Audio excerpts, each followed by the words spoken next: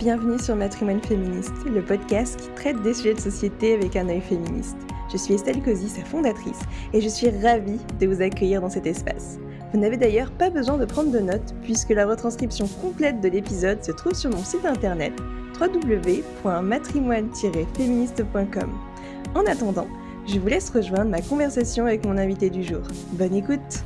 Bonjour, bonsoir aux personnes qui nous écoutent. Je suis en compagnie de Grace Libissa, avec qui nous allons parler de la maternité. Et d'ailleurs, j'ai même cru qu'on n'allait pas pouvoir enregistrer ce podcast ensemble, vu toutes les péripéties qu'on a eues jusqu'à aujourd'hui, justement, avec le fait que tu dois reprendre ta fille à la crèche, parce qu'il y avait épidémie de gastro, enfin... Ça va faire du bien de parler de la charge mentale maternelle. Du coup, voilà, Grace, je te laisse te présenter de la manière dont tu le souhaites. Bonjour à toutes et à tous et merci de me recevoir Estelle. Je m'appelle Grace Libissa. Je suis une personne très dynamique qui essaie toujours de voir le positif dans tout. Une grande amoureuse de la vie. J'ai une petite fille merveilleuse qui va avoir 20 mois. Oui, je compte en fromage. Elle s'appelle Isor et je suis comédienne, chanteuse, auteure, podcasteuse, présentatrice également et speaker. Et maintenant, sonothérapeute parce que j'adore avoir plusieurs métiers pour pouvoir travailler sur différents projets tout le temps. Pour moi, c'est hyper important. J'ai travaillé 10 ans dans les médias après un master en communication à Sciences Po. C'était très enrichissant. J'ai rencontré des gens passionnants, passionnés. Mais ça m'a vraiment donné envie de me mettre, moi, dans la vie d'artiste directement. Et pour avoir plus de liberté, plus de temps pour créer, parce que pour moi, c'est le plus important au quotidien. Et je suis très heureuse d'être là pour parler de maternité. Même si je suis très nouvelle dans ce business, faut le dire. Il faut bien commencer quelque part. Exactement, je suis tout à fait d'accord. On va voir ce qu'on en dit, on va voir. Du coup, pour commencer l'épisode, j'aime bien introduire le terme clé du sujet. Là, en l'occurrence, la maternité. Qu'est-ce qu'elle représente pour toi et en quoi on l'idéalise? Alors, la maternité, ce qu'elle représente pour moi. Moi, j'ai toujours voulu être maman. Et je tiens à dire en début d'épisode que tout ce que je vais dire sur la maternité est forcément complètement biaisé par mon expérience, mon ressenti, mes envies et ce que je ressens. Et j'ai pas du tout envie que ce soit accueilli comme par exemple de la pression pour une femme qui ressent la maternité différemment, pour une femme qui se sent pas du tout concernée, pour une femme qui hésite, pour une femme... Voilà, donc c'est vraiment pour dire que ça m'est propre et j'espère ne blesser personne. Ce n'est pas mon intention et si ça arrive, je m'en excuse. Et je suis très ouverte à la discussion, donc n'hésitez pas à m'écrire pour en parler. Mais en tout cas, je veux commencer en disant ça parce que je trouve que c'est un sujet extrêmement, extrêmement délicat, surtout aujourd'hui où je trouve qu'on vit dans une société dans laquelle c'est de plus en plus difficile d'être mère. Si je dis que c'est de plus en plus difficile d'être mère, c'est enfin, d'un côté, on a la facilité, je pense, des infrastructures, peut-être, mais je sais que j'observe, enfin, on est dans un monde quand même où qui va mal. Le réchauffement climatique est... Enfin, les chiffres sont extrêmement alarmants. Si on fait attention à ce que dit le GIEC et on se penche sur ce que dit le GIEC, je sais pas si on a envie de faire des enfants. Je sais que moi, j'ai eu envie de devenir maman. Il y a forcément une part d'égoïsme. Pour moi, je pense. Mais c'est aussi, j'avais lu une phrase qui a contribué à me renforcer dans ce choix qui était In a world full of dragons, we need dragon slayers. Donc dans un monde rempli de dragons, on a besoin de tueurs de dragons. Donc je me suis dit, je vais faire ma petite famille de tueurs de dragons et on va rendre le monde plus beau, c'est ce qu'on fera. Voilà, donc pour moi, la maternité à titre personnel, c'est aujourd'hui, c'est une grande partie de ma vie, de mon identité, et ça me tire vers le haut dans beaucoup de projets. J'avais beaucoup de freins, de stress, et quand je vois ma fille, je me dis que j'ai envie d'être libre et heureuse pour être un bon exemple pour elle. Donc ça peut mettre de la pression, mais je fais en sorte de me retirer cette pression au quotidien. Donc c'est comme ça que je la définirais. Je pense qu'il y a une définition par femme et par mère sur ce sujet. Et en quoi on l'idéalise? Bah, je pense qu'aujourd'hui, on l'idéalise moins parce que moi, je sais pas. Moi, j'ai une nièce qui est mon premier enfant, clairement. Elle a 7 ans. Et quand elle est née, j'avais déjà très envie d'être mère. Et en fait, ça a décalé mon envie, mais de 5 ans. Parce que je me suis dit, oh, c'était... En plus, ma nièce est née, elle dormait pas du tout. Donc, on se relayait pour l'endormir. Je me souviens que ma sœur venait chez mes parents, moi aussi j'y allais, et vraiment mes parents la berçaient à 3-4 heures du mat, mais c'était un truc, j'étais là, mais c'est pas possible. Comment une personne aussi minuscule, enfin je veux dire, elle avait, je sais pas, 3 jours, une semaine, enfin elle était minus quoi. Comment une personne aussi minuscule peut empêcher autant de personnes d'exister et de vivre? Je me disais, c'est pas possible. Je me disais, et je me suis dit, je ne suis pas prête pour cette vie, je ne suis pas prête. Et en fait, clairement, mon envie a diminué à ce moment-là. Genre, l'urgence a disparu. Je n'étais plus dans l'urgence. Avant ça, je me disais, ah, j'ai trop hâte, j'ai trop hâte. Là, je me disais, non. Et je vais dormir. Je vais vivre. Je vais prendre le temps. Et je pense que ce qu'on peut idéaliser, c'est qu'on va nous dire, je sais pas, c'est la plus belle chose qui existe. En fait, on va nous dire tout ce qui est beau sans nous dire ce qui n'est pas beau. Je pense que c'est beaucoup ce qu'on a pu dire aux femmes de ma génération. Donc, oui, bah, pour moi, c'est la plus belle chose qui existe parce que je ressens un amour infini, parce que je suis complètement bouleversée, illuminée par ma fille, parce que elle me fait rire, parce qu'elle me fait grandir, elle me fait évoluer. Je vois que, enfin, en fait, quand elle est née et que, enfin, un nourrisson, c'est vraiment un micro-humain qui peut rien faire à part pleurer. Sa vie n'est que souffrance parce que, enfin, elle ne peut s'exprimer qu'en pleurant. C'est un mini corps qui est en train de se développer. Tout ce qu'elle ressent, ça prend un peu de la forme de la douleur parce que, enfin, pour manger, enfin, je veux dire, tu te dis, c'est quand même extraordinaire. Et à la fois, c'est tout l'univers, en fait. C'est tout l'univers. Et quand je l'ai vu, je me suis dit, il faut absolument que je sois bilingue en espagnol avant qu'elle sache marcher. En fait, avant, je parlais très bien espagnol et je me suis dit, ok, j'y vais. Je me suis dit, et aujourd'hui, elle marche. Et tu penses vraiment que j'ai eu le temps de me remettre à mon espagnol? Non. Je me suis abonnée sur une super app. J'ai commencé à le faire, donc j'ai pas l'énergie. J'ai essayé et elle marche. Et je me dis, attends, la gamine, elle vient de naître, elle court, elle commence à parler. Je suis fascinée par la rapidité, en fait. Donc, c'est un apprentissage qui vient, qui revient. Je trouve ça génial de pouvoir réapprendre avec elle, réapprendre 1 milliard de choses. Là, je sais pas, on a acheté un petit livre sur les chats, je découvre 1 milliard de trucs. Tu savais, toi, que quand le chat est en colère, il feule? Moi, je ne savais pas. Et ben voilà, maintenant je le sais. Non, mais tu vois, c'est plein de choses comme ça. Une culture générale qui se développe à foison. Donc, voilà. Je pense qu'on idéalise le fait que ce soit facile et que ce soit que des moments de bonheur. C'est faux. Et en fait, ce que je trouve frustrant, c'est qu'on ne nous explique pas que tout peut exister en même temps. Je peux me sentir triste et frustrée, et puis en plus il y a des chutes d'hormones, clairement de toute façon ça peut arriver.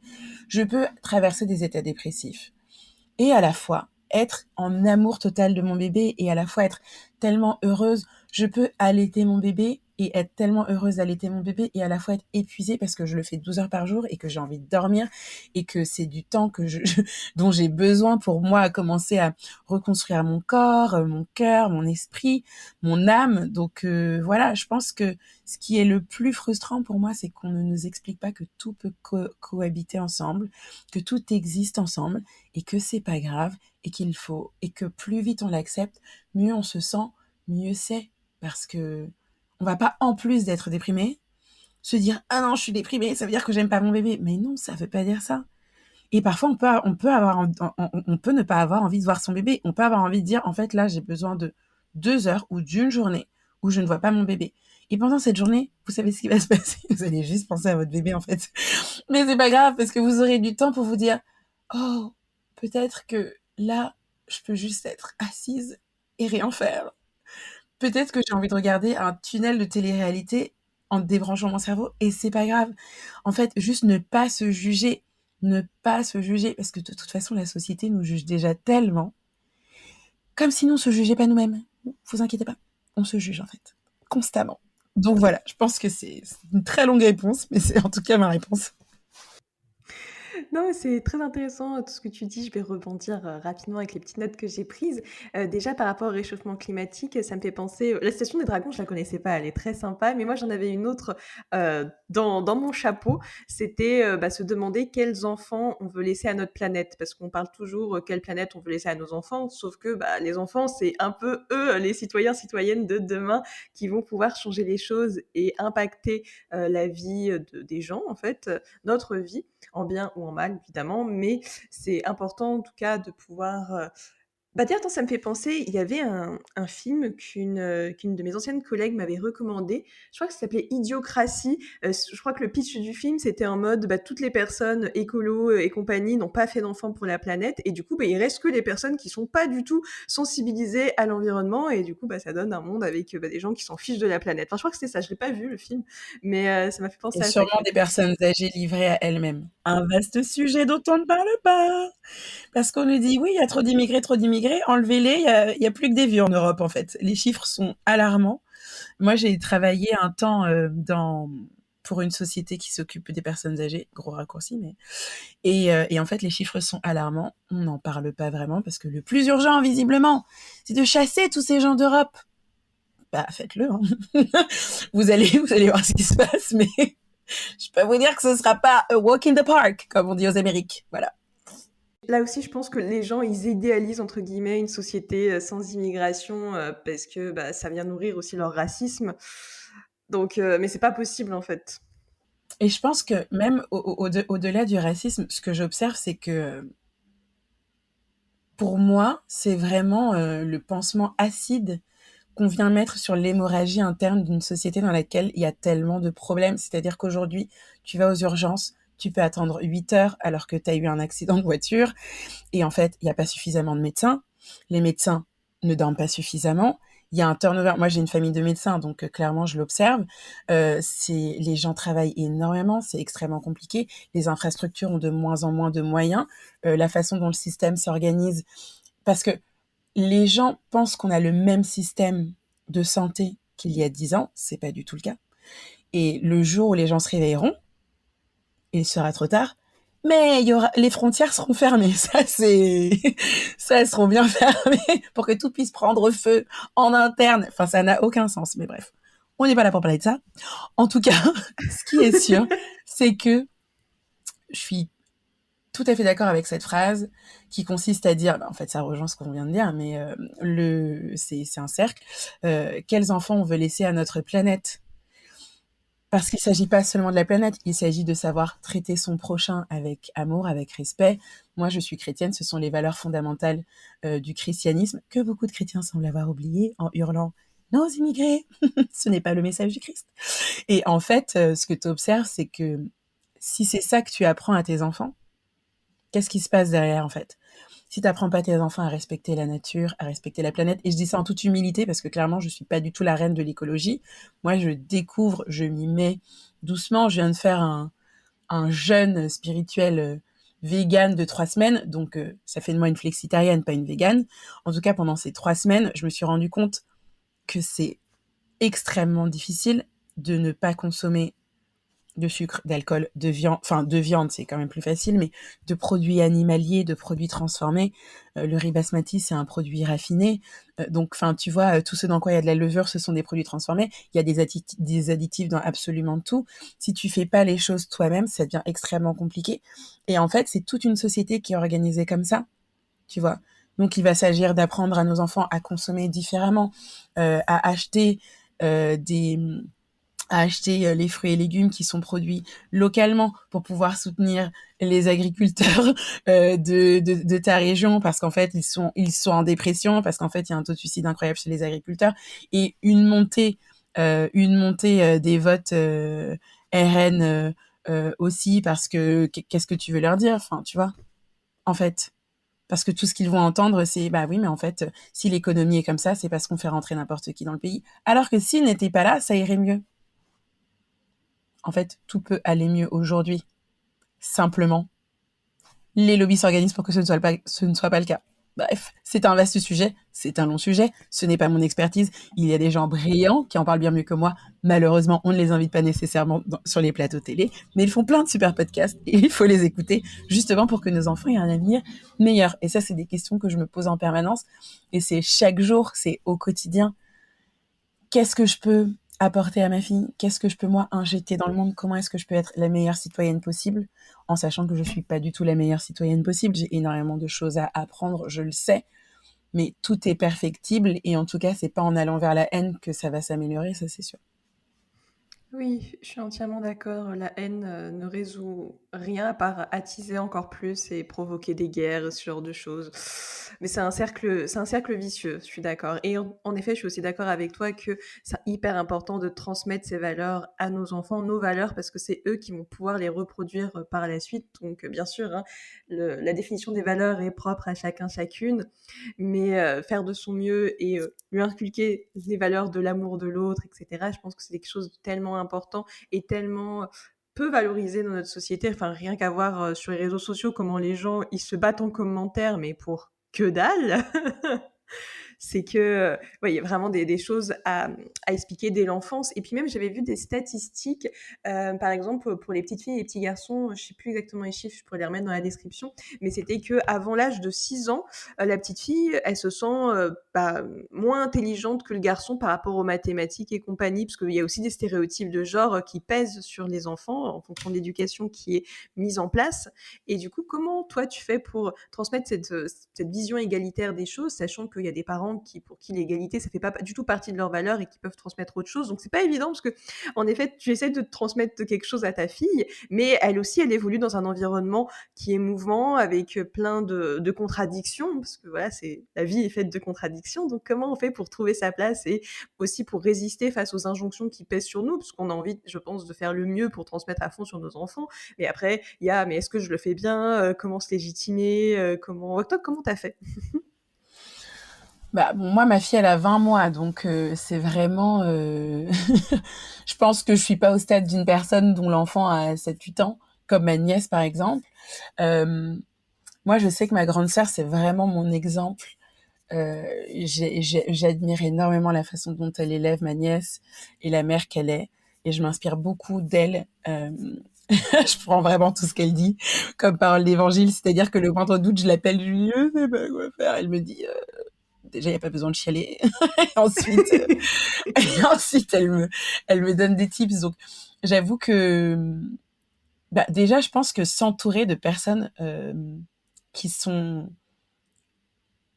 qu'on admire, en qui on a confiance et qui sont fiables. Je sais que j'ai une amie chère à mon cœur qui s'appelle Katinka et quand je suis tombée enceinte et en fait, je sais pas, j'ai dû recevoir mais une dizaine de livres sur la maternité. Il y en a pas un que j'ai trouvé intelligent. No offense. Mais des trucs, franchement, j'ai ouvert des trucs. Bon, après, il y en a qui étaient un peu factuels et tout, mais je te jure, des discours du genre aujourd'hui, vous êtes un peu fatigué et chérie est rentrée, euh, je sais pas quoi, il faut faire attention à son bien-être aussi. J'étais là, wow, wow, wow, wow, wow, wow, wow.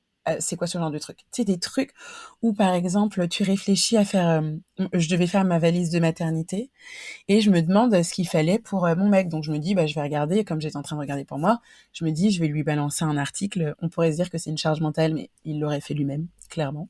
Donc, c'est juste que j'étais sur le sujet. Je dis pas que j'ai pas de charge mentale, mais là, pour le coup, c'est pas le sujet. Et là, je regarde et je tombe sur un truc. Oui, alors, préparez un petit baluchon pour votre amoureux. Déjà, clairement, les femmes qui font des enfants avec des femmes n'existent pas. Pour votre amoureux, euh, mettez-lui de la monnaie pour le distributeur, des clubs, je sais pas quoi. Attention pour qu'à la maternité, je sens bien. J'étais là, alors attends. Moi, je suis enceinte, on dirait que je suis enceinte de 500 ans. Tellement je trimballe un ventre, j'arrive pas à marcher, j'arrive pas à m'asseoir, j'arrive pas à dormir. Et je tombe sur un article qui me dit préparez un baluchon pour chérie. J'étais là, mais attends, comment c'est possible sur cette planète? J'étais dépassée. Bref, ça m'a vraiment gonflé, mais j'ai dit très bien. Je lui ai envoyé, on en a ri, mais tu vois, je veux dire, déjà t'as plein d'exemples qui vont, je pense, te mettre dans une maternité culpabilisante ou des choses comme ça. Donc déjà, pour moi, ce sont les personnes à qui on se réfère. Et je me souviens que Katinka m'a dit, tu prends 3 personnes max qui sont tes références et tu n'écoutes qu'elles. Et c'est tout. Et j'ai fait, ouais, en fait, et c'est ce que j'ai fait. Et donc, dans mes références, il y avait ma grande sœur. Et il y a toujours ma grande sœur. Et je sais que ça, c'est un sujet que j'ai, c'est... Il y a des personnes dont les valeurs sont mes valeurs. Et je m'inspire d'elles. Parce que clairement, les mères sont mères depuis la nuit des temps. Bon, il y en a clairement qui ont fait ce qu'elles ont pu. Tout le monde est chez le psy, c'est pas le sujet, mais je trouve qu'on s'améliore. Et en tout cas, il y a des schémas qui pour moi fonctionnent. Donc c'est ce que j'observe. Et clairement, l'égalité est d'autant plus un sujet important pour moi que, comme tu l'as dit, il y a des parents pour qui ce n'est pas le cas. Et j'ai aucune envie que ma fille se sente impactée le jour où elle rencontrera quelqu'un qui lui dit « mais les filles sont nulles en maths ». Moi, ça va être très simple. On va prendre des exemples de femmes dans l'histoire. Marie Curie, sa fille dont j'oublie tout le temps le prénom, qui a elle aussi eu un prix Nobel. Est-ce qu'on était au courant ? Moi, je ne le savais pas. Tu vois, tu prends tu prends des exemples. Et on a la chance aujourd'hui qui est qu'on nous révèle de plus en plus de femmes à travers l'histoire qui ont tout déchiré. Et en plus, moi, ma fille, elle est métisse.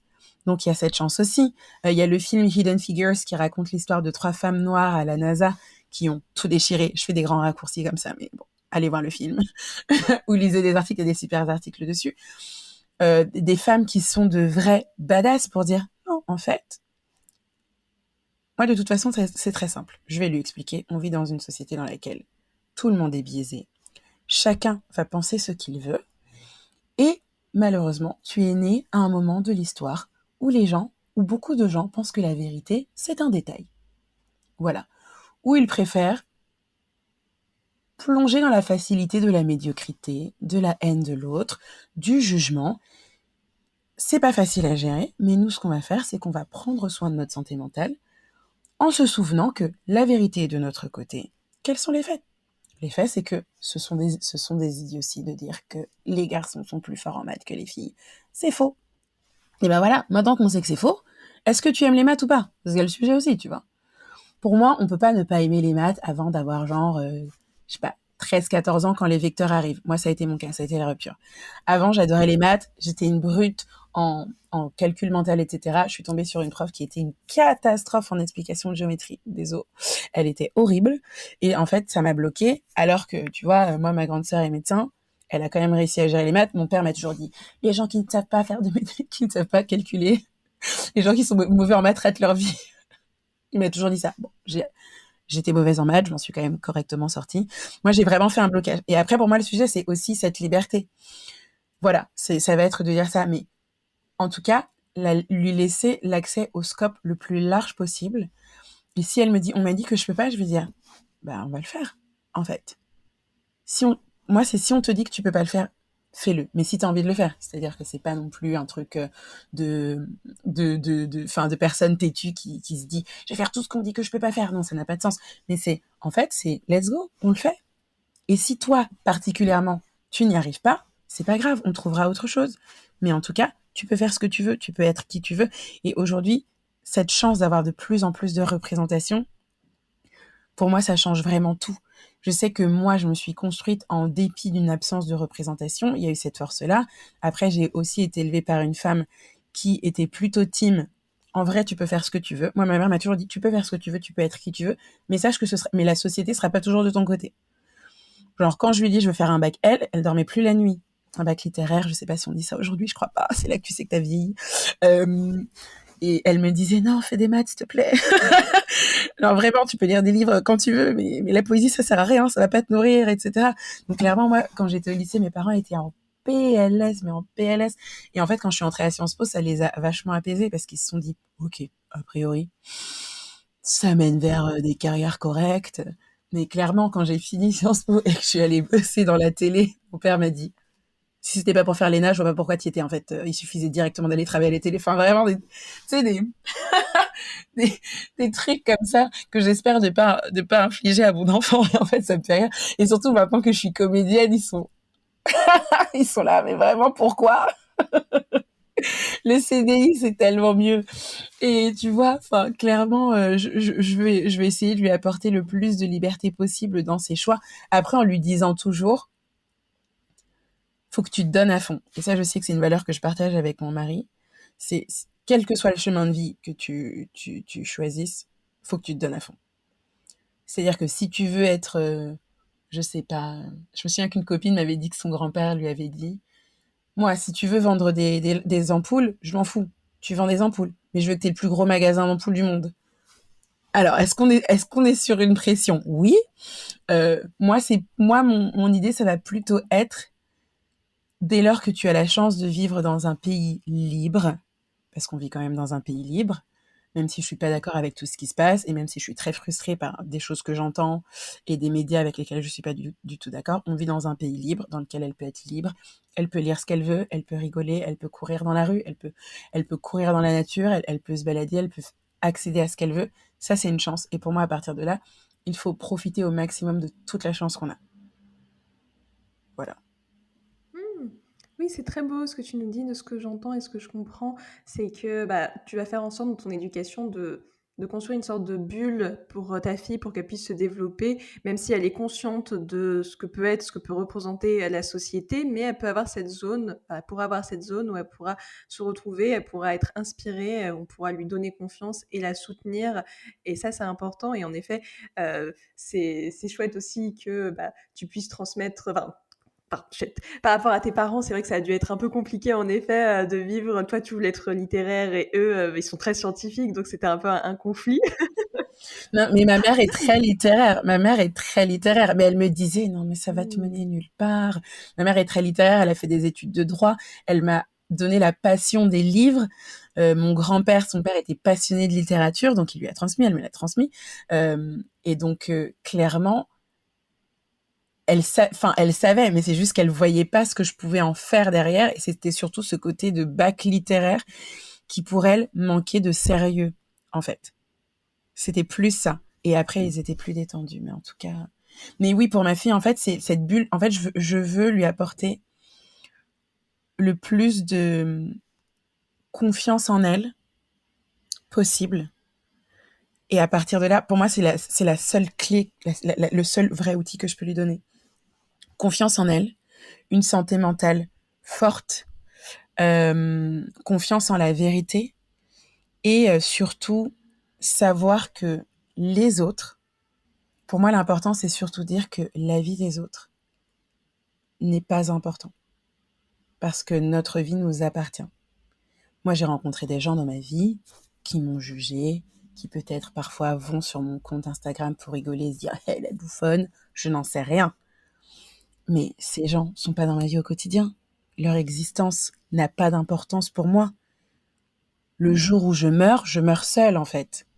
Qu'est-ce que ça va m'apporter d'être rongée parce que pensent les gens? Et surtout, souvent, les gens ne pensent pas à nous. Parfois, on se dit, quelqu'un va nous lâcher une remarque, ça va nous hanter, mais le moment où cette personne lâche cette remarque, cette personne passe déjà à autre chose. Les gens qui distillent un peu de venin comme ça les amuse, mais les gens passent à autre chose. Ils s'occupent surtout d'eux-mêmes. Donc toi aussi, occupe-toi de toi-même. Occupe-toi de toi-même, de la personne que tu veux être dans ce monde, de ce que tu peux apporter à la société. Parce que je crois aussi, il y a une phrase de James Baldwin qui dit, je vais la traduire, je pense, de façon un peu simpliste parce que c'est quand même, enfin, il a quand même écrit des choses extraordinaires. Tu ne dois pas laisser le monde comme tu l'as trouvé. Tu dois, et dans le sens où tu dois apporter quelque chose. Tu vas voir des injustices, tu vas rencontrer des personnes dans le besoin, et ça rejoint mes valeurs aussi. Voilà, pour moi, il y a que ça qui importe. Toi, trace ta route, c'est ce que je vais lui dire. Trace ta route. C'est des conversations que j'ai parfois avec mes neveux et nièces, euh, parce qu'en plus, les enfants peuvent être tellement cruels. Et toi, il y a ces enfants que tu aimes d'amour de tout ton cœur et qui te racontent que un tel l'a poussé. Moi, c'est des trucs. Un tel l'a poussé, un tel l'a critiqué. Et en fait, il va s'agir de dire, toi, tu vas te défendre et te protéger. Tu vas toujours voir la maîtresse. Et ensuite, toi, tu sais que tu n'es pas responsable de ce que les gens font. de ce que les gens vont t'imposer, de ce que les gens vont te dire. Tout ce que tu peux gérer, c'est comment toi tu réagis et comment toi tu gères ta vie. Et c'est tout ce que je peux inculquer à ma fille. Pour moi, c'est la valeur fondamentale. C'est la valeur fondamentale. Pour qu'elle n'ait pas peur, pour qu'elle n'ait pas peur des autres, pour qu'elle n'ait pas peur de vivre et d'exister. C'est tout. Tout en sachant que c'est ce que moi j'apprends aussi. Hein.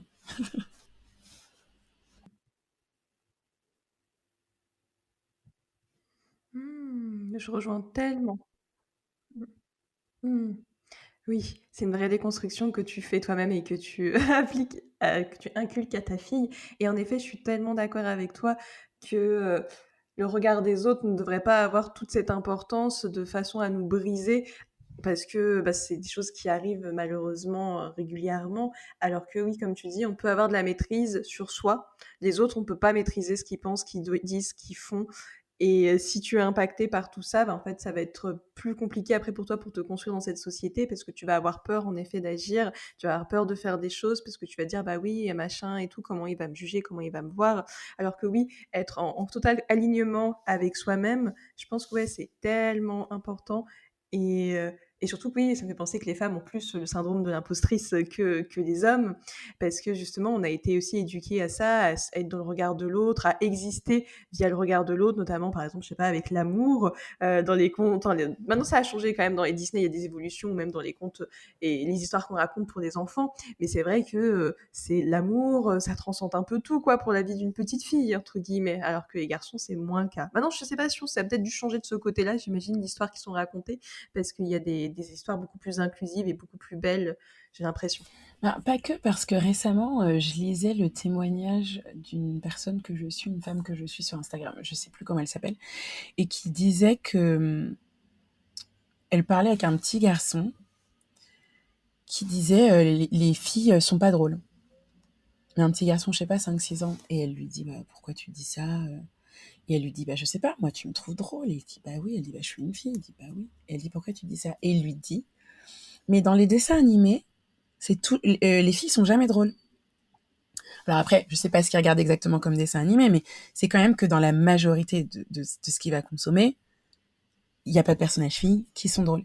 Et en fait, enfin, en fait, l'imaginaire, moi, c'est aussi une des raisons pour lesquelles j'adore raconter des histoires et pour lesquelles je suis comédienne, c'est parce que moi, c'est moi, j'adore dire que ma babysitter, c'était la télévision.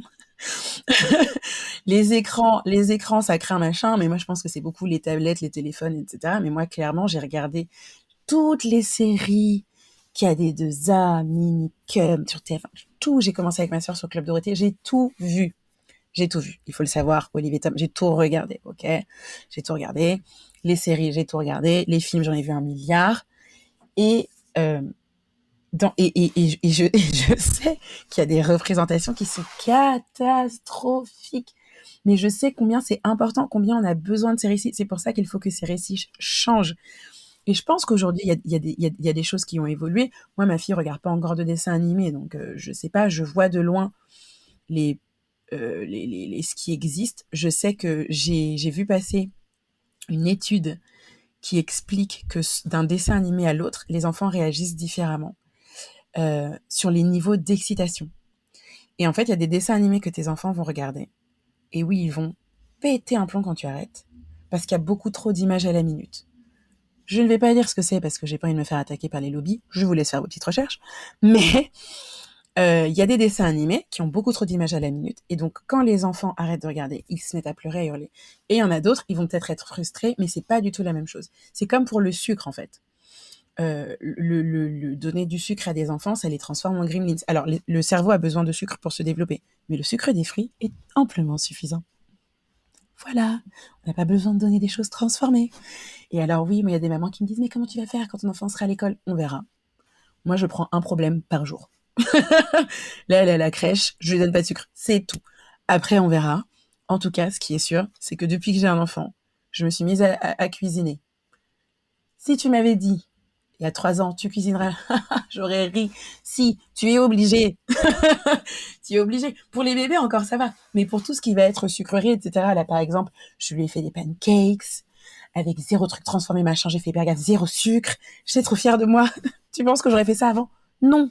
Bref, je digresse.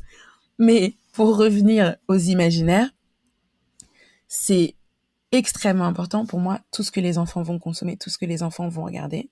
Et donc oui, pour revenir aux imaginaires, bien sûr, ça évolue, les récits changent. Après, je sais que pour moi, chacun montre ce qu'il veut à son enfant, bien sûr, en espérant que chacun est responsable. Mais je sais que, par exemple, moi, les anciens Disney, bon, il y en a que je trouve nuls, mais ceux que j'ai vus, il y en a que je veux montrer à ma fille. Je sais que, par exemple, pour moi, c'est important qu'on regarde Blanche-Neige ensemble, parce que je sais qu'il y a des gens qui ont dit et je respecte tout à fait, vraiment chacun fait ce qu'il veut, qu'il fallait boycotter Blanche-Neige. Moi, je sais que je veux que ma fille regarde Blanche-Neige, parce que mais pas tout de suite, plus tard, pour lui dire, en fait, maintenant, on va parler du film. Il y a plein de choses qui ne vont pas du tout dans ce film. Euh, c'est très important de nettoyer et de contribuer aux tâches ménagères, mais tout le monde doit le faire. Tu vois, c'est pas t'arrives chez quelqu'un et en fait c'est a blessing de faire le ménage. Non, c'est très important. Le prince n'aurait pas dû embrasser Blanche-Neige. En fait, c'est une histoire qui a été racontée et ça aurait été mieux de raconter l'histoire en disant que le prince met de la musique et Blanche-Neige adore la musique, du coup elle se réveille. Ça c'est super, parce que c'est super de se réveiller en musique. Nous on fait beaucoup ça. Tu vois, je trouve que c'est important qu'elle ait tout, tous les, tous les schémas et tous les récits en tête, parce que euh, cette bulle que je veux lui construire, c'est pas une bulle de désillusion. C'est une bulle d'empowerment, d'empouvoirment. C'est qu'elle puisse se dire, voilà les outils qu'il y a. Parce qu'après, elle va choisir comment elle existe. Si je lui fais croire que le monde, c'est que ça, peut-être qu'elle va tomber dans le truc inverse. Donc, c'est hyper important d'apporter énormément de nuances. Moi, je sais que c'est mon mari qui m'aide beaucoup sur ces questions de nuances, parce que je suis une personne très passionnée. Et il y a eu des moments où j'ai pu me dire, non mais c'est une catastrophe, ce truc et tout. Et maintenant, je me dis, bah, en fait, c'est important qu'elle y ait accès. Et de toute façon, elle le verra peut-être avec d'autres gens et elle aura pas la discussion derrière. Donc c'est important qu'on puisse en parler, qu'on puisse échanger sur ça.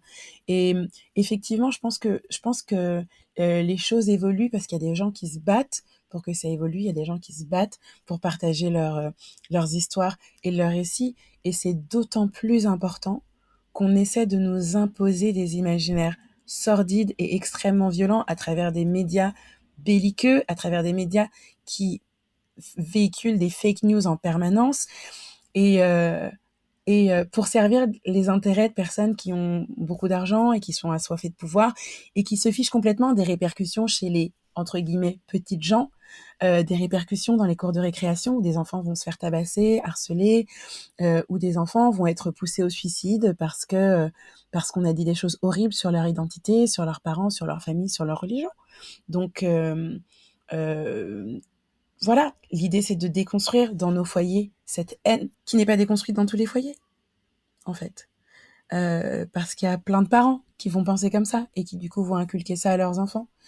Donc voilà, c'est essayer de la protéger au maximum. Et c'est vrai que il y a beaucoup de gens qui le font, donc c'est important de parler de ces gens-là qui racontent des belles histoires. Euh, J'essaie d'en faire partie. Je viens de faire mon premier court-métrage. Je suis très heureuse et très fière. Et voilà, je trouve et ça me rassure de me dire qu'il y a des gens qu'il y a beaucoup de gens qui se battent pour ça et je suis heureuse de pouvoir utiliser leurs récits, leurs histoires, leurs exemples pour nourrir aussi la façon dont j'élève ma fille. Ça, c'est une vraie chance. C'est beau ce que tu nous dis et ça me fait penser que, en fait, tu parles clairement d'offrir une grille de lecture à ta fille, de lui montrer par exemple Blanche-Neige et lui dire en quoi c'était pas bien. Et même dans la version originale du conte de mémoire, c'est en bougeant, on va dire, l'endroit où elle est. Je sais pas si on peut pas appeler ça un cercueil parce qu'elle est pas décédée, mais en fait, c'est en bougeant ça que ça lui a fait tomber la pomme qui était coincée entre sa gorge. Donc ouais, c'est aussi important, c'est marrant aussi de revenir aux origines des choses pour comprendre que voilà, Disney, il a vraiment mis une histoire complètement différente de celle du conte, alors qu'il aurait pu faire différemment. Mais en tout cas, oui, je trouve ça important, en effet, de pas cacher la réalité, parce que comme tu dis, Blanche-Neige, elle pourra potentiellement à discuter avec ses copines, par exemple, et du coup, elle sera pas au fait de la réalité qu'il y a derrière. Donc c'est important, en effet, de pas avoir de tabou, de ce que j'entends dans ton discours pour que, bah, elle puisse forger elle-même son propre esprit critique. Par la suite, ce que tu vas lui donner, ta grille de lecture, elle va avoir la sienne, elle va avoir celle des autres et après elle va choisir: «Bon, bah, moi j'ai envie de choisir, de croire ça par rapport à Blanche-Neige ou autre sujet» et c'est vrai que ça, cette liberté, elle est tellement essentielle et ça va tellement lui servir, pour la suite donc bravo et bravo aussi pour ton court métrage. Il traite aussi sur la maternité? Non, j'ai hésité. Non, non, il parle de ma foi. Je l'ai pas encore sorti. Je veux modifier un truc. J'ai tout fait toute seule et ça se voit. Donc j'espère que les gens seront indulgents quand je le montrerai. Mais, non, non, il parle pas de maternité. Il parle de ma foi. Après, enfin, de ma foi et de féminisme. Parce que aujourd'hui, les sujets de, enfin, moi je suis catholique, j'ai été élevée par des parents catholiques et protestants, et en fait, je me suis fait baptiser tard. Et c'est vraiment un appel que je peux pas expliquer. Je sais que parfois on me demande mais pourquoi tu crois en Dieu, ça n'a pas de sens. Explique ta foi. Je sais pas, pour moi la foi c'est comme l'amour, ça s'explique pas. Je veux dire, on- je peux dire pourquoi je suis amoureuse de mon mari, mais je peux pas dire pourquoi je l'aime. Tu vois ce que je veux dire? Enfin, tu peux pas dire, tu vas pas l'expliquer. Tu vas donner des éléments pragmatiques, mais je vais te dire, il est beau, il est drôle, il est intelligent. J'en connais d'autres, des hommes qui sont beaux et drôles et intelligents, mais je suis pas amoureuse d'eux. Tu vois ce que je veux dire? Donc, t'as quand même un truc. Et en fait, pour moi, ma foi, c'est ça. C'est juste, c'est dans mon cœur, c'est là, ça existe et c'est fort et c'est beau. Et, et ma foi doit exister avec la réalité de ce qu'est l'Église aujourd'hui et beaucoup de points avec lesquels je ne suis pas du tout d'accord, notamment des points, je parle même pas seulement des points de division et de gens qui vont à la messe tous les dimanches alors que par ailleurs toute la semaine ils répandent la haine et la division, euh, ou les histoires de pédocriminalité qui sont extrêmement sordides, extrêmement violentes. Et pour moi, je j'ai pas vu l'accompagnement des victimes pas suffisamment.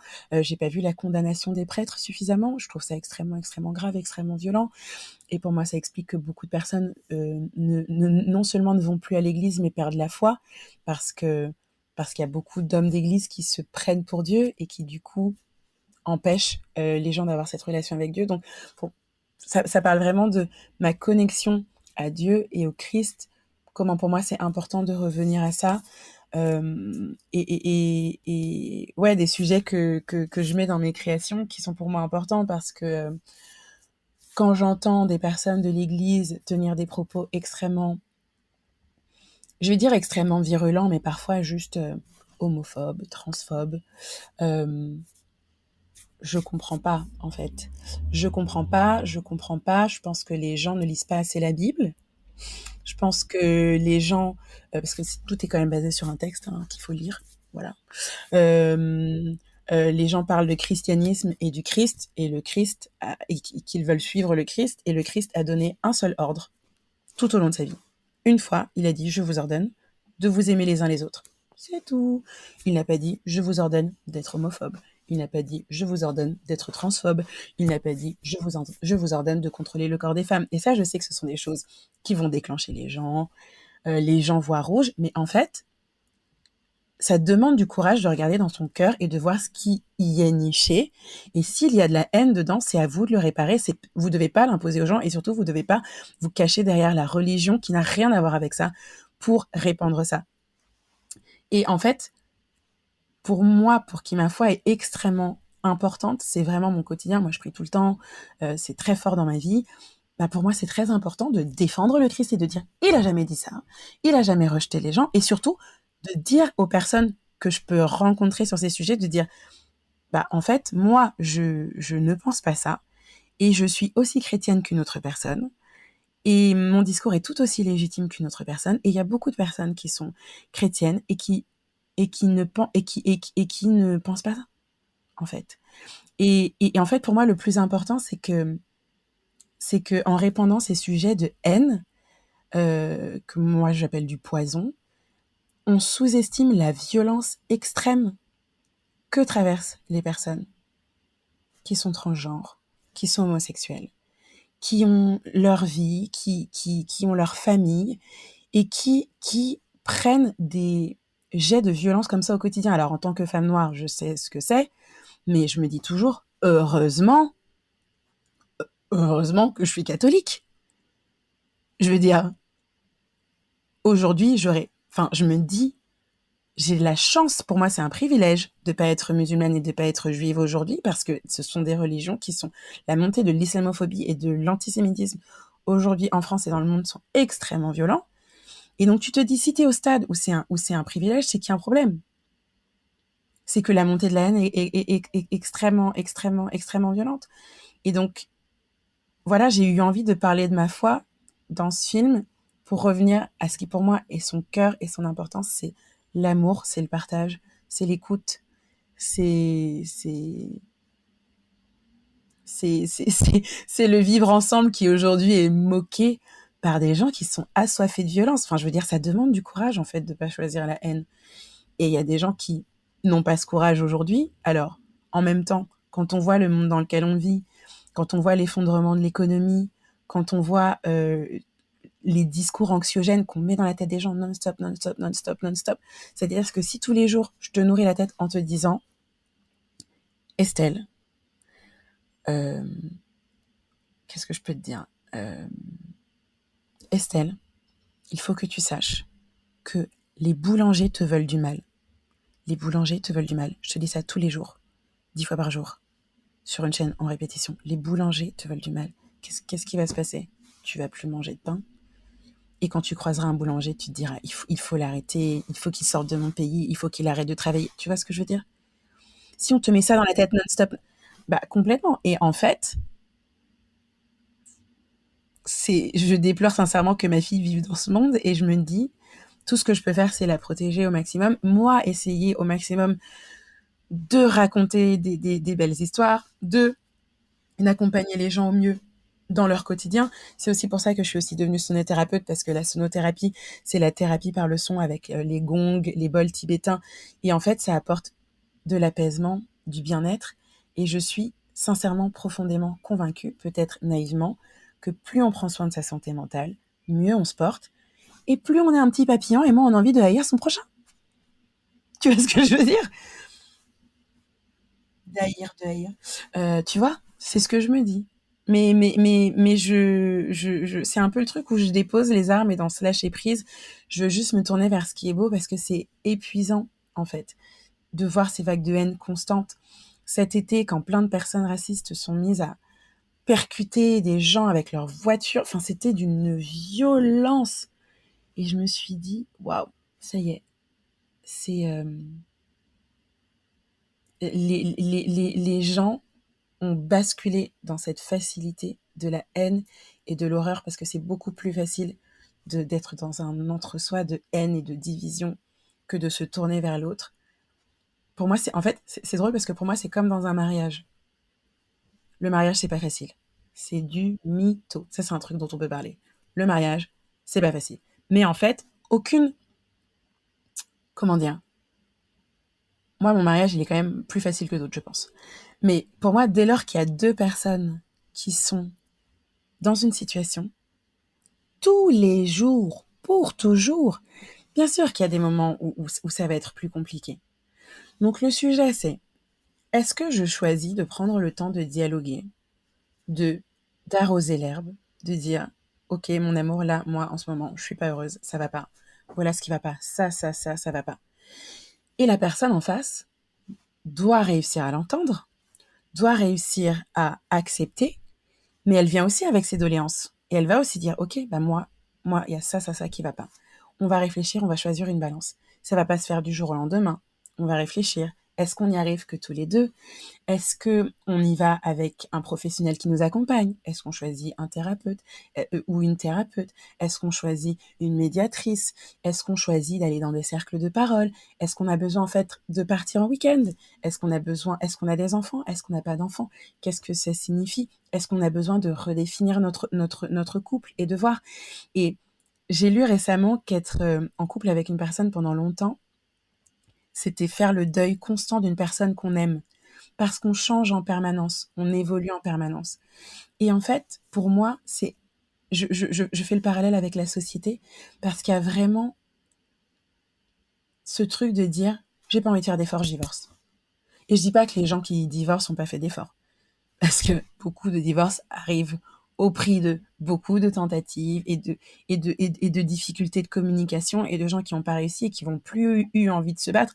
Ce que je comprends et ce que je respecte, je suis pas en train de juger ça, je suis juste en train d'expliquer que pour moi, il n'y a aucune situation qui peut se faire sans compromis. Et si on est dans un truc où chaque membre de ce couple se nourrit soi-même, au lieu de se parler, mais va voir ses potes en disant « Elle me saoule, elle est relou, rien ne va, et en fait, je vais me mettre, je vais me prendre une maîtresse et voilà ce qui va se passer, il me saoule, c'est trop un con, je lui fais plus confiance et machin. » Bah, t'es pas dans ta bulle t'es en train de regarder des chaînes d'information qui sont en train de te dire que l'autre est un monstre, et du coup, bah, il y a plus de dialogue qui est possible. Pour moi, c'est vraiment le même type de fonctionnement. Donc, à partir de là, et alors que les gens n'allaient pas se dire, oui, elle a pris l'exemple du mec qui dit qu'il va tromper, pas l'exemple de la meuf qui va tromper. Oui, tout le monde peut se tromper, bien sûr, il n'y a pas de... Mais tu vois, c'est un truc où je sais que j'ai déjà eu des conversations avec des copines qui m'ont dit, qui étaient en couple avec des hommes mariés, qui m'ont dit, oui, mais sa femme est folle, ça va pas du tout. J'ai dit, mais bien sûr qu'elle est folle, mais elle est folle à cause de qui? Elle est folle à cause de lui. Il s'est pas marié avec une folle, hein. Attention. Qu'est-ce qui s'est passé? Bien sûr, il va pas te dire qu'elle est pas folle. Bien sûr, il y a toujours un sujet. Et je dis pas que, il peut pas être dans une situation où avec sa femme, ça va pas du tout, elle a pas pété le plomb, etc. Mais c'est juste que, à quel moment on arrive à cette situation? À quel moment on arrive à cette situation? À quel moment on arrive à cette situation dans la société où les gens n'arrivent plus à se parler? Il faut couper le son. Il y a un brouhaha horrible de haine, de peur, un brouhaha anxiogène qui plonge les gens dans une anxiété constante. Et les gens n'ont pas forcément le temps de prendre soin de leur santé mentale. Et ce que je trouve assez ironique, voire cynique, parce que pour moi c'est, je comprends pas, c'est acide. On nous donne accès une fois par mois depuis le 1er janvier 2025 à une séance de psychothérapie gratuite. Et en parallèle, on nous assène de commentaires d'une violence rare. On nous assène de haine et de division. C'est quoi le projet? Je comprends pas en fait. Je comprends pas. Donc oui, prenez cette séance. Prenez cette séance et en parallèle, coupez les chaînes d'information continue. Regardez des films joyeux avec vos familles. Allez marcher dans la nature. Baladez-vous dans la rue. Allez au marché. Allez au marché, c'est important d'aller au marché ou dans les petits commerces de proximité. Pardon. Parlez aux gens. Parlez aux gens. Et peut-être que vous serez pas d'accord tout de suite, mais au moins vous allez vous parler. Au moins vous allez vous parler. Au moins vous allez vous parler. Et je dis pas que moi je suis entourée de gens qui pensent à l'opposé de moi, parce que je sais que moi, en tant que femme noire, je peux pas être proche d'une personne raciste. C'est pas possible, parce que cette personne est contre mon existence. Et cette personne va nourrir des discours qui vont légitimer les actes de haine et de violence à l'encontre de personnes qui me ressemblent. Ce que je dis, c'est qu'on peut se parler, parce qu'il y a encore des personnes qui sont sensées. Il y a des personnes qui font des votes de peur parce qu'elles ont peur, et pas parce que concrètement elles vont haïr les gens, et elles sont dans un déni en se disant ce vote ne va pas impacter, ce vote impacte. Parler aux gens. Et surtout, souvent, beaucoup de gens vont voter contre des personnes qu'ils n'ont jamais vues. C'est-à-dire que les chiffres du racisme sont les plus bas dans les régions où il y a le plus de gens basanés comme moi. Paris, c'est un safe space. Un safe space, c'est quand même une ville multiculturelle. Enfin, c'est un safe space. J'ai quand même eu il y a quand même un facho qui m'a agressé parce que je suis noire, donc je vais pas entrer dans le sujet, mais enfin, voilà. Il était condamné, très bien. Il y a quand même des gens qui se laissent aller à leur violence, mais ils ont fait attention à vous. Mais en tout cas, il faut se parler, il faut s'écouter, il faut faire attention. Et il faut pas se plonger dans la douleur de son propre quotidien, parce que c'est facile. C'est cette métaphore que j'utilisais sur le couple. C'est-à-dire que si ton couple, ça va pas, et qu'au lieu d'être dans ton couple, de travailler sur ton couple, d'arroser ton petit jardin, tu vas juste voir tes potes en disant ça va pas, c'est nul, c'est machin, c'est tout. Et c'est un truc que moi j'ai expérimenté, ça va pas fonctionner. C'est un truc que moi j'ai expérimenté à un moment où ça n'allait pas avec mon mari, on n'était pas encore mariés. Et je me souviens, j'ai une coach émotionnelle, Anna, qui est extraordinaire et merveilleuse. Et Anna, donc j'arrive et je commence à me plaindre. Oui, il a fait ça, gna gna, il a fait ça, il a dit ça, gna gna gna. Et elle me dit, arrête de parler. Et moi, j'avais envie de parler, j'avais envie de me plaindre, tu vois. J'étais là, j'étais venue pour critiquer. Elle me dit, arrête de parler. 5 minutes extrêmement longues. Et à la fin, elle m'a dit, tu vois, le silence, plus de ça. Elle m'a dit, si tu passes ton temps à être en boucle et à critiquer ton mec, à aucun moment ça peut s'arranger. Et en fait, c'est ça le sujet. C'est qu'il faut avoir la lucidité de ce qui ne va pas. Je dis pas qu'il faut faire comme si tout allait. Il faut avoir la lucidité de ce qui ne va pas. Et ensuite, il faut parler pour que ça s'améliore. Mais aujourd'hui, la lucidité de ce qui ne va pas en France, c'est pas l'immigration. Il y a des experts à qui on ne donne pas la parole, qui le disent. Au contraire, c'est important. Aujourd'hui, les personnes qui s'occupent des personnes âgées dans les EHPAD, c'est une grande majorité d'immigrés. Les personnes qui font tous les jobs, ils le voient là aux États-Unis, c'est une majorité d'immigrés. Non, le sujet, c'est au niveau des institutions, problème par rapport au système de santé, problème par rapport à l'éducation, problème par rapport aux personnes qu'on devrait taxer et qui ne sont pas taxées, aux entreprises à qui on ne prélève pas d'impôts, en prenant les miettes des personnes qui sont déjà en train de galérer pour joindre les deux bouts. Bah bien sûr, attends. Moi, tu me dis que j'arrive pas à nourrir mes enfants parce que, je sais pas, des personnes à la couleur verte sont en train de prendre tout l'argent. Je vais dire, ok, bah faut les dégager en fait.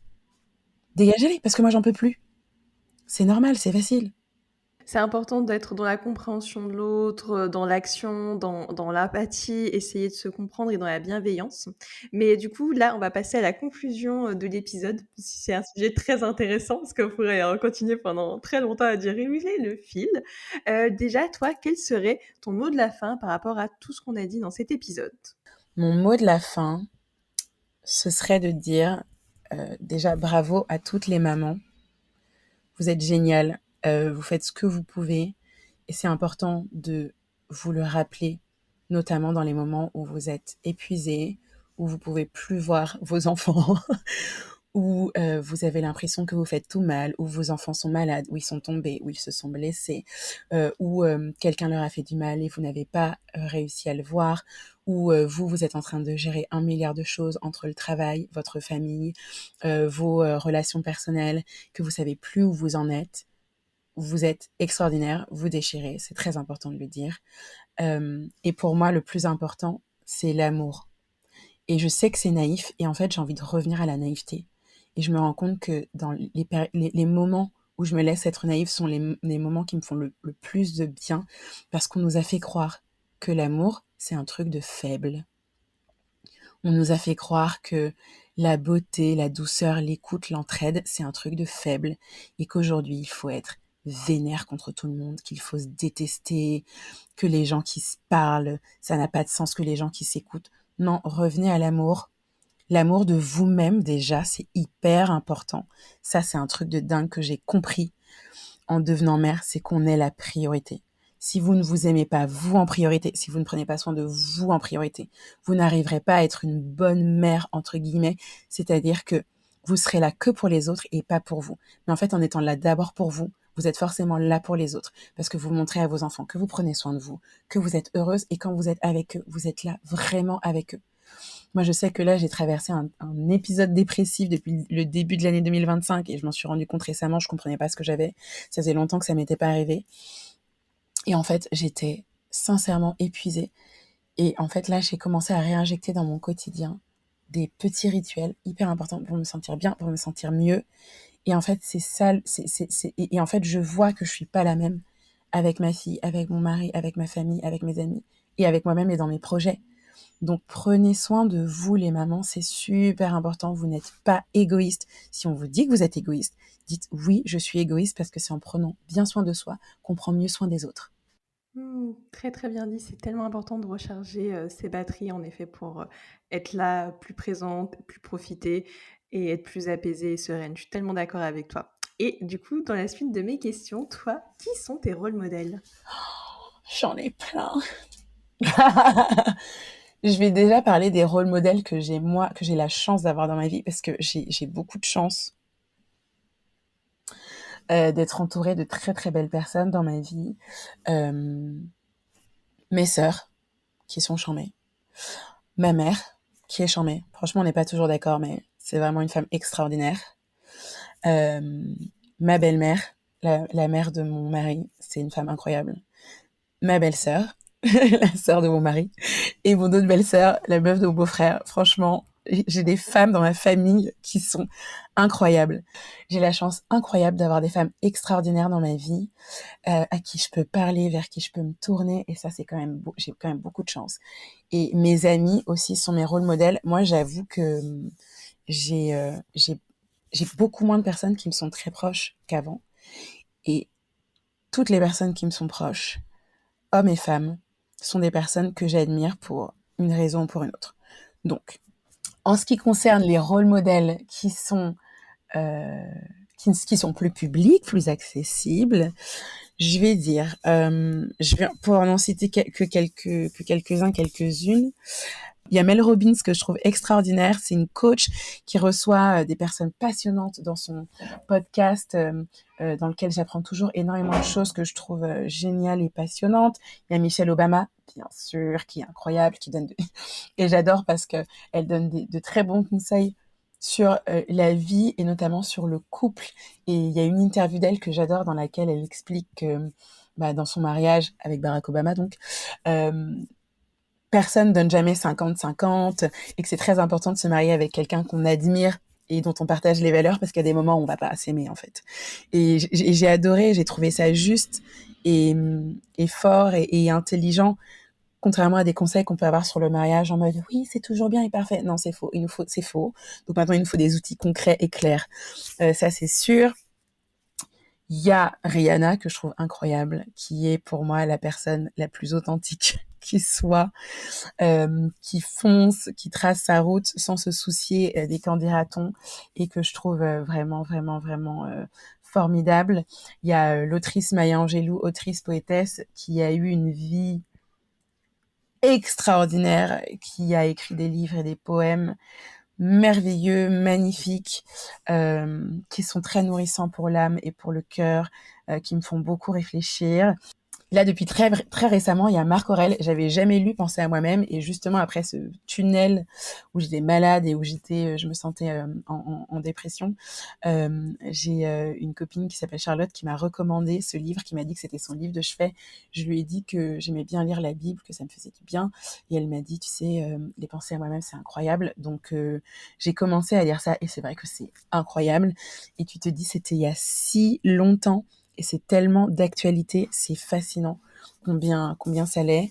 Euh, il y a vraiment beaucoup de personnes qui m'inspirent, donc je sais que j'en oublie énormément, mais ce que je peux dire, c'est entourez-vous de personnes qui vous inspirent et qui vous nourrissent, pas de personnes qui prennent votre énergie et qui ne vous encouragent pas à vivre vos rêves. On dit qu'on est les 5 personnes qu'on fréquente le plus. Et je trouve que c'est très très vrai. On peut vite se rendre compte des personnes qui savent pas être heureuses pour nous, qui savent pas nous tirer vers le haut. N'hésitez pas à aller vers les personnes qui croient en vous, qui vous encouragent, qui vous inspirent. Et c'est pas forcément des personnes qui font des trucs de dingue avec leur vie, ou je sais pas, qui voyagent à travers le monde ou qui sont millionnaires ou quoi. Moi, je sais que je trouve ça très important de ne pas sous-estimer les gens. Il y a une dame que j'ai rencontrée quand ma fille est entrée à la crèche. Elle était vraiment tout bébé. On a une place très tôt, donc j'étais obligée, entre guillemets, de la laisser. Mais je la laissais pas tout le temps. Et la première fois que je l'ai laissée, je pensais que je devais la laisser 1 heure. Et en fait, on m'a dit, ah non, non, là, c'est 5 heures. Et en fait, ça m'a fait un choc. J'étais là, ok. Et j'allais partir. Et il y a une dame qui travaillait là-bas, qui faisait le ménage à la crèche, qui s'appelle Fatou. Et elle m'a dit, ça va, maman? Et je lui ai dit, oui, oui, ça va. Et en fait, elle m'a prise dans ses bras. Et en fait, il y a un truc fou, c'est que quand on accouche, on s'occupe beaucoup, beaucoup du bébé. et on s'occupe pas toujours de la maman. Moi, j'ai eu beaucoup de chance, ma mère est venue chez moi, j'ai rien eu à faire à part m'occuper de mon bébé, elle a nettoyé, fait à manger, enfin clairement. Je comprends pourquoi il y a des femmes qui veulent pas faire d'enfants parce que si j'avais pas eu ça, clairement, j'aurais pas tenu j'aurais pas tenu ma barque. Mais en tout cas, enfin, je sais que quand elle m'a prise dans ses bras, j'étais tellement dans un truc de stress, etc. Cet enveloppement, ça m'a mais je me suis mise à pleurer, mais à pleurer. Et en fait, cette Fatou, c'est un peu devenue ma psy. À chaque fois que j'allais à la crèche, on parlait genre 1 heure et demie. Elle est arrivée super tôt, genre je sais pas, à 5-6 heures. Donc parce que le nettoyage doit être fait super clean avant que les enfants arrivent. Donc quand j'arrivais, elle avait moins de choses à faire. Et en fait, je restais avec elle. Et en fait, clairement, elle m'a remis sur le chemin de la thérapie. Après ça, j'ai recommencé à avoir une psy. J'avais arrêté. Et en fait, elle m'a fait un bien fou. Et ma Fatou, elle faisait le ménage à la crèche, par exemple. C'est pas une grande patronne du CAC 40, c'est pas une femme qui a écrit 12 livres, mais je peux vous dire que c'est un de mes rôles modèles, parce que la façon dont elle gère sa vie, la façon dont elle est maman, tout ce qu'elle a pu m'apporter, moi, sur euh, comment gérer ma relation avec ma mère, ou parfois moi j'étais dans un truc très conflictuel et j'arrivais pas forcément à m'expliquer et à m'exprimer. Euh, Ça m'a fait énormément de bien. Et en plus, Fatou, elle est croyante. Bon, elle est musulmane, mais c'est la spiritualité, c'est la même. Et en fait, ça m'a fait du bien. Donc, elle aussi, je peux dire que c'est un de mes rôles modèles.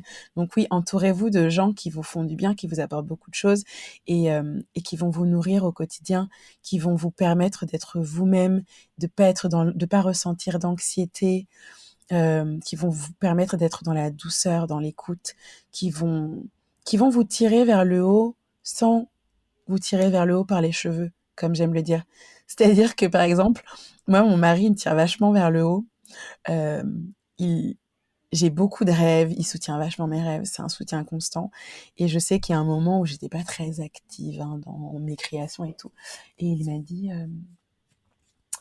tu me dis que c'est ton rêve, mais là, j'ai pas l'impression. Donc si c'est ton rêve, bah vis-le, tu vois. Et en fait, j'ai accueilli ça. Bon, ça m'a un peu vexée, mais il avait raison. Et je sais qu'il m'aime et qu'il veut que je fasse de mon mieux.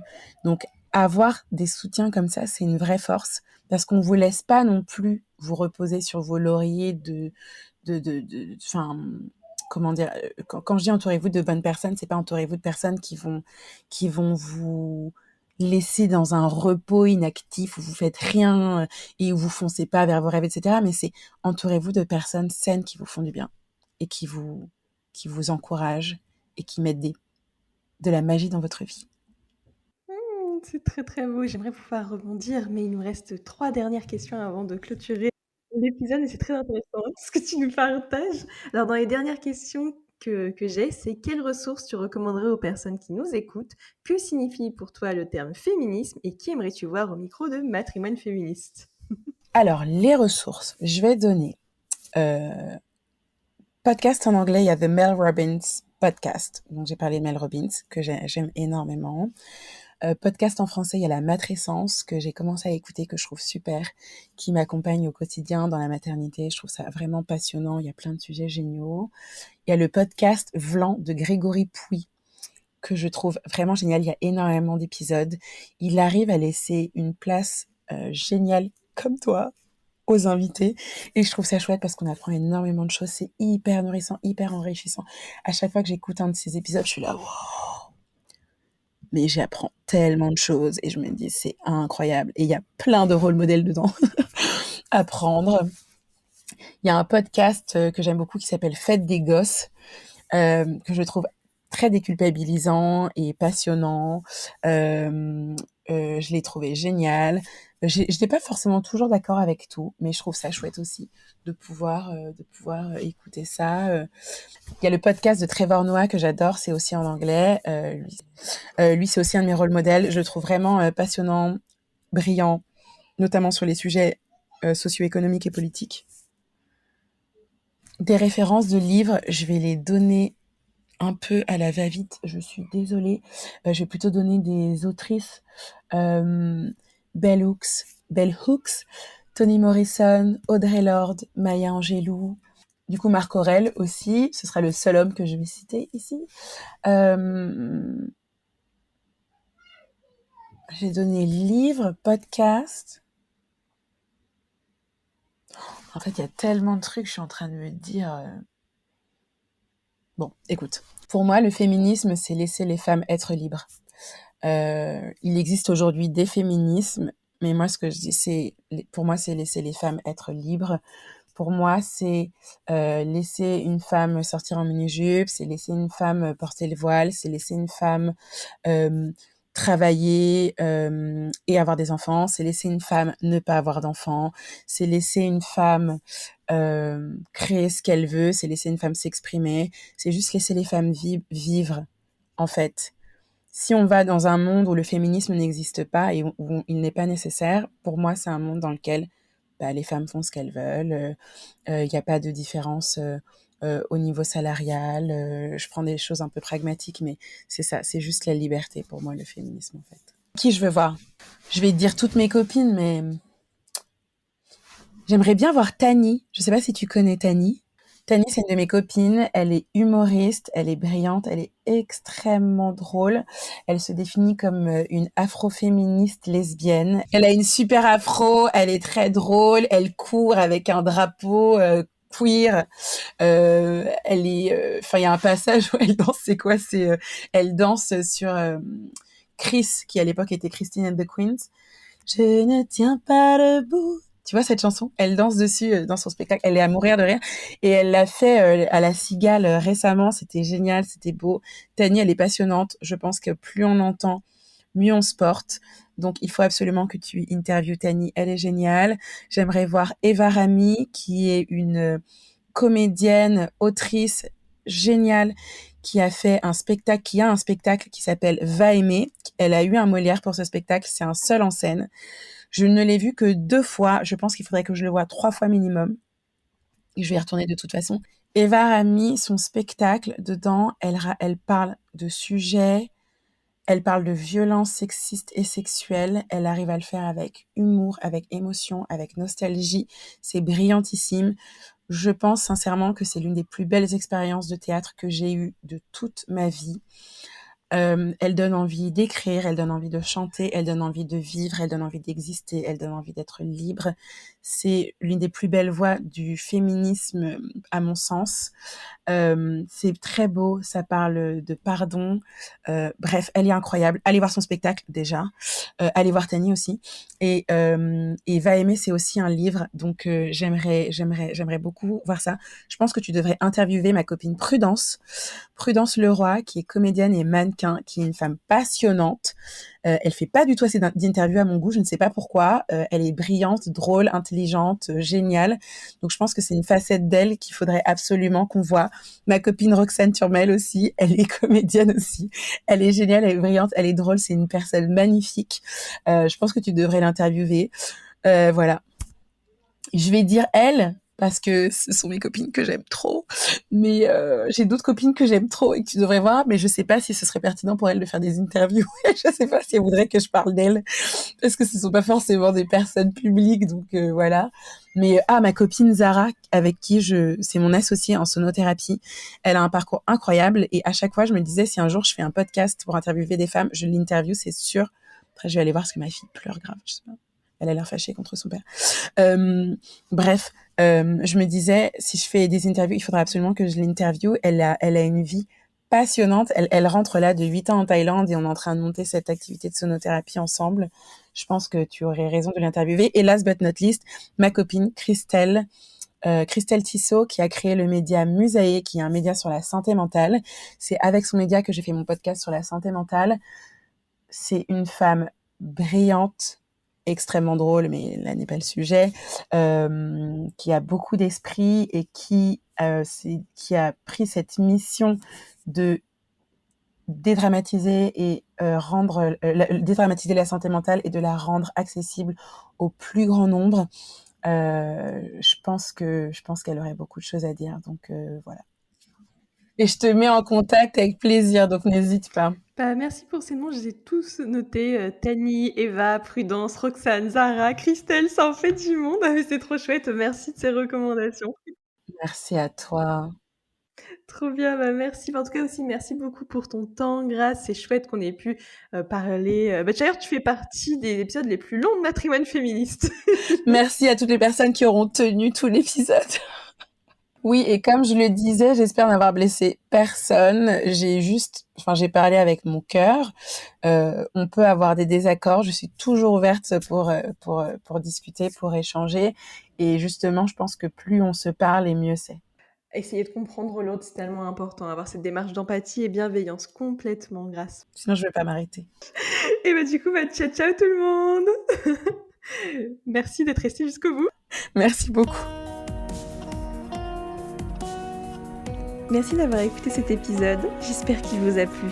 Si c'est le cas, je vous invite à parcourir la retranscription de l'épisode sur mon site internet www.matrimoine-féministe.com et me laisser votre avis en commentaire. Cela me ferait vraiment plaisir de vous lire et de vous répondre. À très vite!